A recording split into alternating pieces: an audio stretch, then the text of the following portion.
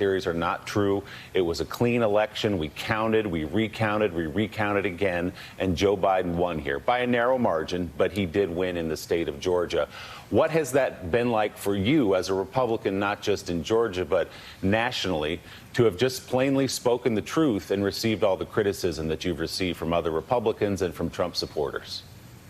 Well, certainly the last 6 months for me and my family have been something that is almost undescribable. But look, this is a moment in time where we're either going to run from the problem or run towards the problem. And the problem is that there's a vacuum of leadership. And I'm proud of Secretary of State Raffensperger. I'm proud of the leadership of Governor Kemp. But look, we've got a problem here, and we've got to address this, and we've got a very short window of time to get to it. I'm going to head to D.C. tomorrow. I'm going to start meeting with folks all over the country. I'm going to start really trying to build out this organization, GOP 2.0, and really try to get ahead of this curve. The work is hard. I get it.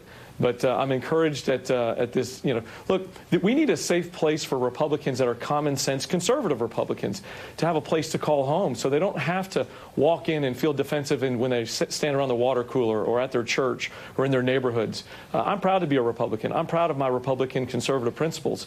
But I want to be proud of the leaders that represent us. So what gives you, Lieutenant Governor, the hope that there is another way here? Because it certainly looks from the outside to most people like you're outnumbered. Liz Cheney, Adam Kinzinger, Mitt Romney, they look outnumbered, at least in Washington.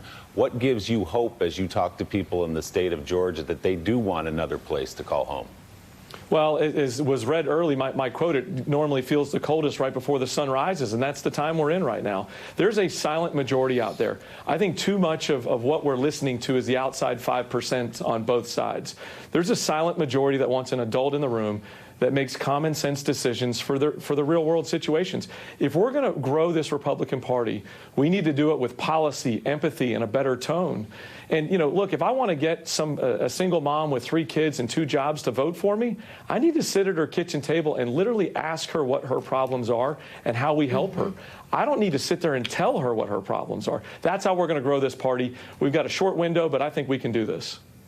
Mr. Lieutenant Governor, have you been in touch with Liz Cheney at all? And then secondly, on a more personal level, and I ask because my husband struggles with this, I want to hear more about the last 6 months for you and your family and how you navigate forward with the people around you who vehemently disagree about the truth, how you navigate. Well, one, I have been in touch with Representative Cheney and very, very proud of her strength and tenacity to really just continue to tell the truth. And I'm also really proud of her conservative voting record. She's a rock star with conservative values, and that's impressive. Look, I've got 3 kids. I've got 3 boys, 19, 15, 10. I'm married to my high school sweetheart. These have been some very interesting times for us. I'm proud to have them on my team. They've been very supportive. But when you receive death threats from hundreds of Republicans around the country, that's a problem when you're only sitting there telling the truth. There's a better day ahead. I'm proud to go to work on behalf of my family and 11 million Georgians. But this is bigger than Georgia. This is an opportunity to take this message of a GOP 2.0 to the entire country and to create a movement that is worthy to ask for millions and tens of millions of people to vote for. All right. Georgia Lieutenant Governor Jeff Duncan, thank you so much. So great to have you here.